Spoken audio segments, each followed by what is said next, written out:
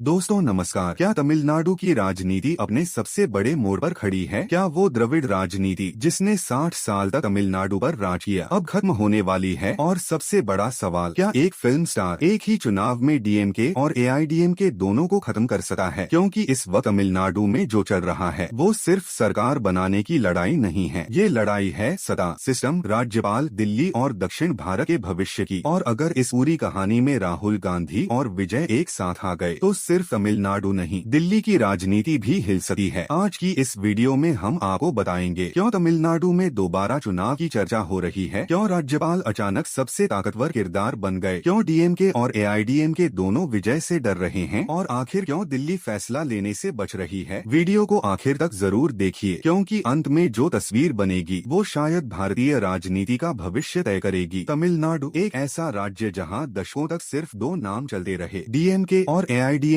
कभी करुणानिधि, कभी जयललिता, फिर स्टालिन, फिर पलानीस्वामी। लेकिन अब पहली बार इस पूरी राजनीति के बीच एक ऐसा चेहरा आ गया है जिसने दोनों दलों की नींद उड़ा दी है। नाम विजय, सिल्वर स्क्रीन का सुपरस्टार, अब राजनीतिक मैदान का सबसे बड़ा खिलाड़ी बनता दिखाई दे रहा है। और डर सिर्फ इतना नहीं है कि विजय चुनाव जीत जाएंगे, डर ये है कि अगर विजय सफल हो गए तो तमिलनाडु की पूरी द्रविड़ राजनीति खत्म हो सकती है। अब जरा इस पूरे खेल को समझिए। अगर तमिलनाडु में दोबारा चुनाव होते हैं तो सबसे ज्यादा नुकसान किसका होगा? डीएमके का। क्यों? क्योंकि इस वक्त जनता के भीतर एंटी इनकम्बेंसी है, बेरोजगारी है, महंगाई है, फ्रीबीज का बोझ है और सबसे बड़ी बात, युवाओं के बीच बदलाव की चाहत है। और विजय उसी बदलाव का चेहरा बनकर सामने आए हैं। लेकिन कहानी सिर्फ यहीं तक नहीं है, असल डर एआईडीएमके को भी है, क्योंकि अगर विजय सफल हुए तो एआईडीएमके का पारंपरिक वोट बैंक भी टूट जाएगा। यानी एक झटके में दोनों दलों के सामने अस्तित्व का संकट खड़ा हो जाएगा। और यही वजह है कि राजनीतिक गलियारों में अब एक ही बात चल रही है, किसी भी हालत में विजय को मुख्यमंत्री मत बनने दो। लेकिन अब सवाल आता है, फैसला कौन करेगा? तमिलनाडु नहीं, फैसला होगा दिल्ली में। और यही पूरी कहानी का सबसे खतरनाक हिस्सा है, क्योंकि इस वक्त तमिलनाडु की राजनीति में राज्यपाल की भूमिका अचानक बहुत बड़ी हो गई है। राज्यपाल जो सामान्य तौर पर सिर्फ औपचारिक भूमिका निभाते हैं, अब बहुमत पर सवाल उठा रहे हैं। और यहीं से शुरू होता है असली राजनीतिक खेल। अब जरा गणित समझिए। तमिलनाडु विधानसभा में कुल सीटें हैं 234, बहुमत चाहिए 118। विजय की पार्टी के पास मान लीजिए 108 सीटें हैं, उसमें अगर एक सीट तकनीकी कारण से कम मान ली जाए तो संख्या रह जाती है 107। अब कांग्रेस का समर्थन मिल जाए तो आंकड़ा पहुंचता है 112। फिर अगर लेफ्ट और छोटे दल साथ आ जाएं तो बहुमत पूरा हो सकता है। लेकिन राज्यपाल कह रहे हैं हम संतुष्ट नहीं हैं। और यही वो लाइन है जिसने पूरे देश में बहस छेड़ दी है। भारतीय राजनीति में इससे पहले भी कई बार ऐसा हुआ है। 2018 कर्नाटक, येदियुरप्पा को मौका मिला। 2019 महाराष्ट्र, देवेंद्र फडणवीस को अचानक शपथ दिलाई गई। लेकिन यहाँ मामला अलग है। यहाँ सरकार बनाने से पहले ही बहुमत पर सवाल उठाया जा रहा है और विपक्ष यही आरोप लगा रहा है कि राज्यपाल नहीं, दिल्ली फैसला ले रही है। अब यहाँ एक और दिलचस्प मोड़ आता है। अगर विजय को सदन में जाने दिया जाता है तो वहाँ पूरा खेल बदल सकता है। क्यों? क्योंकि विधानसभा में सिर्फ हाँ और ना नहीं चलता, एक तीसरा रास्ता भी होता है, एब्सेंट। यानी अगर कुछ विधायक वोटिंग से गायब हो जाएं तो बहुमत का आंकड़ा नीचे आ जाता है। और इसी संभावना ने डीएमके और एआईडीएमके दोनों की बेचैनी बढ़ा दी है। अब सोचिए, अगर कुछ विधायक एब्सेंट हो जाएं, अगर कुछ छूट जाएं, अगर कुछ समर्थन दे दें तो विजय मुख्यमंत्री बन सकते हैं। और अगर विजय मुख्यमंत्री बन गए तो फिर तमिलनाडु की राजनीति हमेशा के लिए बदल सकती है। लेकिन अब सबसे बड़ा सवाल, दिल्ली डर क्यों रही है? क्योंकि दिल्ली के सामने दो तस्वीरें हैं। पहली तस्वीर, द्रविड़ राजनीति खत्म हो जाए, जो बीजेपी के लिए लंबे समय में फायदेमंद हो सकता है। लेकिन दूसरी तस्वीर ज्यादा खतरनाक है। अगर राहुल गांधी और विजय एक साथ आ गए तो दक्षिण भारत में एक नया राजनीतिक गठबंधन खड़ा हो सकता है। और यही वो संभावना है जिससे दिल्ली परेशान है। अब जरा इस समीकरण को समझिए। तमिलनाडु में अगर विजय प्लस कांग्रेस प्लस लेफ्ट एक साथ आ जाते हैं तो क्या होगा? डीएमके खत्म, एआईडीएमके खत्म और बीजेपी वो विपक्ष की भूमिका में सीमित रह सकती है। लेकिन लोकसभा में कांग्रेस की ताकत बढ़ सकती है। यानी 2029 की राजनीति पूरी तरह बदल सकती है। और यही वजह है कि दिल्ली इस वक्त जल्दबाजी नहीं करना चाहती। राज्यपाल फैसला डाल रहे हैं, मुलाकातें हो रही हैं, संदेश भेजे जा रहे हैं, लेकिन अंतिम फैसला नहीं लिया जा रहा, क्योंकि एक गलत फैसला पूरे दक्षिण भारत की राजनीति बदल सकता है। अब एक और बड़ा पहलू समझिए, विजय सिर्फ राजनीति नहीं कर रहे, वो एक विजन बेच रहे हैं। फ्री योजनाएं, युवाओं के लिए स्कीम, महिलाओं के लिए घोषणाएं। लेकिन सवाल ये भी है, तमिलनाडु तमिलनाडु पहले से कर्ज में डूबा हुआ है। अगर इतनी रेवड़ियां बांटी गईं, तो क्या राज्य की अर्थव्यवस्था संभल पाएगी? यहीं पर डीएमके ये संदेश देने की कोशिश कर रही है कि विजय अनुभवहीन है, लेकिन जनता क्या सोच रही है? जनता ये सोच रही है कि कम से कम नया चेहरा तो मौका मांग रहा है, और यही लाइन सबसे ज्यादा खतरनाक बनती जा रही है। अब जरा राष्ट्रीय राजनीति की तरफ आइए। अगर दक्षिण भारत और उत्तर भारत की तुलना शुरू हो गई तो क्या होगा? दक्षिण भारत पहले से शिक्षा में आगे, हेल्थ सेक्टर में आगे, इंफ्रास्ट्रक्चर में आगे, इंडस्ट्री में आगे, विकास दर में आगे, और अगर वहाँ एक नया राजनीतिक मॉडल सफल हो गया तो उसका असर पूरे देश पर पड़ेगा। यही वजह है कि यह सिर्फ तमिलनाडु का चुनाव नहीं रह गया, यह एक विचारधारा की लड़ाई बन चुका है। एक तरफ पुरानी द्रविड़ राजनीति, दूसरी तरफ नया स्टार पॉलिटिक्स मॉडल, और तीसरी तरफ दिल्ली की सत्ता। और यही कपिल सिब्बल जैसे नेता खुलकर बोल रहे हैं कि राज्यपाल संविधान नहीं, हाईकमान की सुन रहे हैं। अब यह बयान कितना सही है, कितना गलत, उसका फैसला जनता करेगी। लेकिन इतना जरूर है कि पहली बार तमिलनाडु की राजनीति में राजभवन सबसे बड़ा केंद्र बन गया है। अब सवाल, आगे क्या होगा? 3 संभावनाएं हैं। पहली संभावना, दोबारा चुनाव। अगर ऐसा हुआ तो पूरा चुनाव विजय बनाम बाकी सब हो जाएगा। दूसरी संभावना, विजय को बहुमत साबित करने का मौका। अगर ऐसा हुआ तो विधानसभा के भीतर बड़ा खेल हो सकता है। तीसरी संभावना, डीएमके और एआईडीएमके का अप्रत्यक्ष समझौता, ताकि किसी भी कीमत पर विजय को रोका जा सके। लेकिन जनता क्या चाहती है, यही सबसे बड़ा सवाल है। अगर जनता बदलाव चाहती है तो कोई भी राजनीतिक समीकरण ज्यादा दिन नहीं टिकेगा, और अगर जनता भावनाओं में बह गई तो तमिलनाडु में एक नया राजनीतिक युग शुरू हो सकता। दोस्तों, तमिलनाडु की यह लड़ाई सिर्फ मुख्यमंत्री की कुर्सी की लड़ाई नहीं है, यह लड़ाई है सिस्टम बनाम जनता, पुरानी राजनीति बनाम नया चेहरा, क्षेत्रीय ताकत बनाम राष्ट्रीय रणनीति। और शायद पहली बार दिल्ली भी पूरी तरह कंफ्यूज नजर आ रही है, क्योंकि अगर विजय हारते हैं तो द्रविड़ राजनीति बच जाएगी, लेकिन अगर विजय जीत गए तो सिर्फ तमिलनाडु नहीं बदलेगा, भारत की राजनीति का पूरा समीकरण बदल सकता है। तो दोस्तों, आप क्या सोचते हैं? क्या विजय सच में तमिलनाडु की राजनीति बदल देंगे? क्या डीएमके और एआईडीएमके खत्म होने की तरफ बढ़ रहे हैं? क्या राज्यपाल निष्पक्ष हैं? और क्या राहुल गांधी प्लस विजय का गठबंधन दक्षिण भारत में नया इतिहास लिख सकता है? अपनी राय कमेंट में जरूर लिखिए। अगर वीडियो पसंद आया हो तो लाइक कीजिए, चैनल को सब्सक्राइब कीजिए और बेल आइकन दबाना बिल्कुल मत भूलिए। मैं मिलता हूँ अगली वीडियो में। बहुत बहुत शुक्रिया।